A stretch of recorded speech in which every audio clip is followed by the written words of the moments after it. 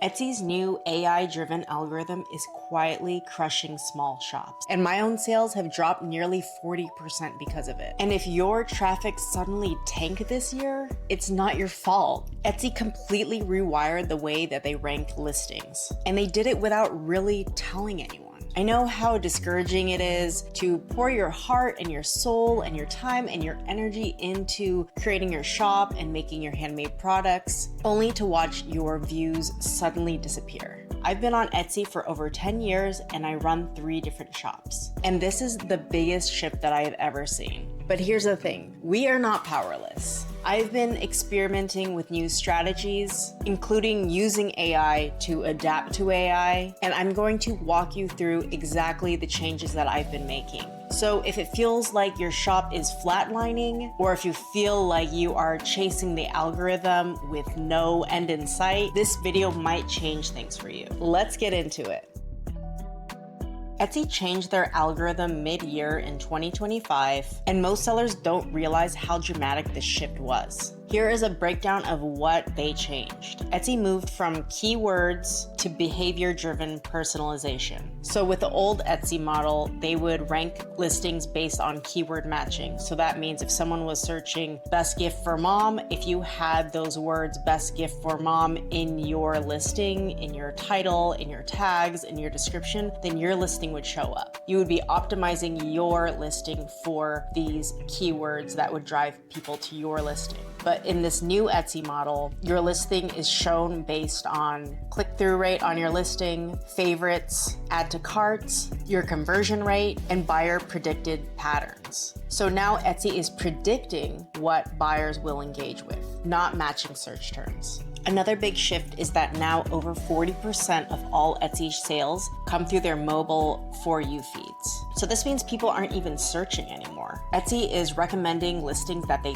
think buyers will love. This means that your thumbnail and the first 120 characters in your description are more important than ever before. Another change now is that over 20% of all of Etsy's referral traffic comes from ChatGPT. People are literally typing things into ChatGPT. Find me a meaningful gift for my mom, or find me a gift for my therapist. ChatGPT pulls Etsy listings that sound conversational, not keyword stuffed. So if your titles still look like this, your listings are invisible. Etsy also recently updated their policy to allow AI-generated art, but they can't actually enforce creative transparency. This means that AI slop is flooding the marketplace. Handmade artists are competing with an infinite supply of AI-generated art, and Etsy does not algorithmically distinguish between handmade art and AI-generated art because it prioritizes engagement and sales over authenticity.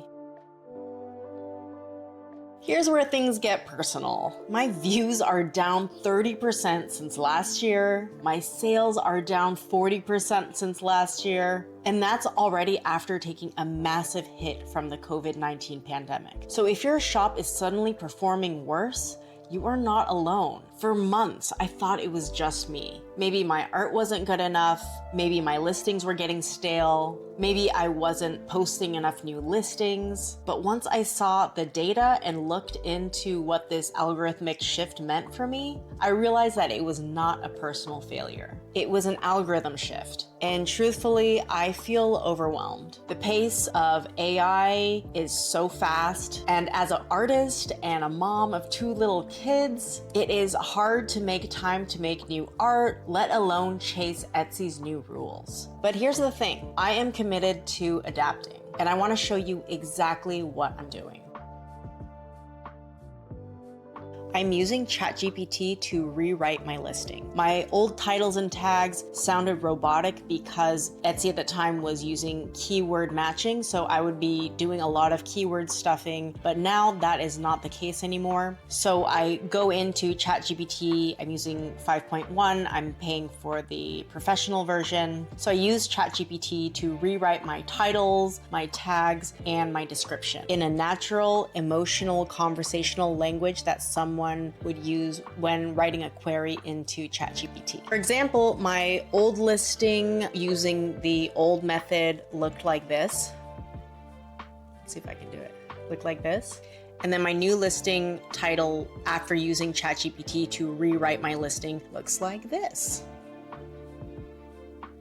And I do agree, it feels a lot more human, it feels more natural, it feels more clickable, and it shows ChatGPT what this item is for and what kind of person this item is perfect for. I have a video about how I rewrote my top 3 Etsy listings, and you can watch that video here because it is in depth and I show you exactly what prompt I use. So check that out if you want to see how I did that. Another thing that I'm focusing on now that Etsy changed their algorithm is I'm focusing on building my own email list because I don't want Etsy to erase me. The way I see Etsy is just one part of my entire business strategy. So it is a tool. It is not my entire business. I cannot rely on Etsy. I can't keep chasing their new rules and figuring out how to perform well. So that is why I am creating my own email list. And I am building this email list to announce new products, to link directly to my Etsy listings, to promote shop updates, to drive traffic during the slower months, and to stay connected with customers without relying on Etsy's algorithm. So one way that I am building my email list is I have a freebie. So if you want to see my freebie, I have it linked down below. I have this really cute art that I made and you can download it and you can just print it out and then you can see what kind of emails I send out. I hope you download it and you print it out and you like it too. For artists,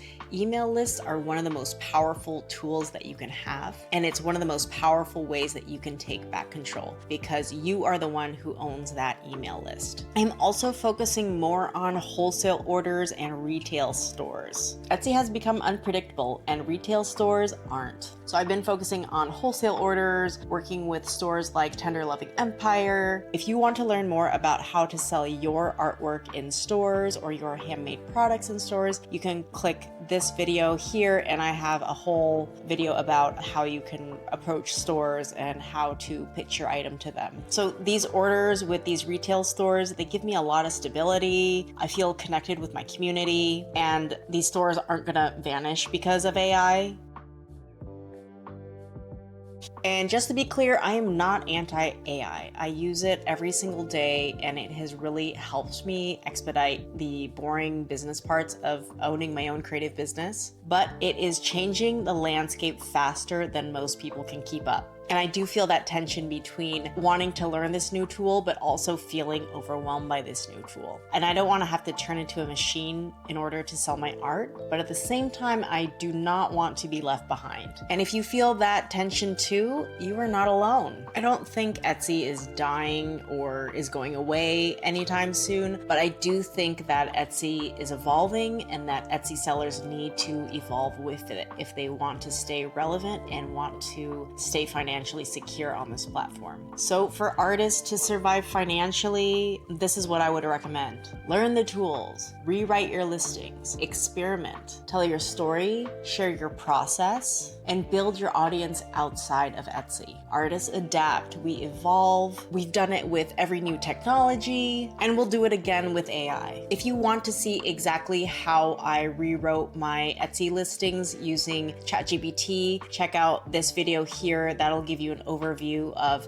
how I did it, and I'll give you a step-by-step process. And if this video made you feel less alone or gave you something concrete to try, please let me know. We are all learning in this new landscape together, and that is a beautiful thing. Thank you for watching, and I will see you in the next one.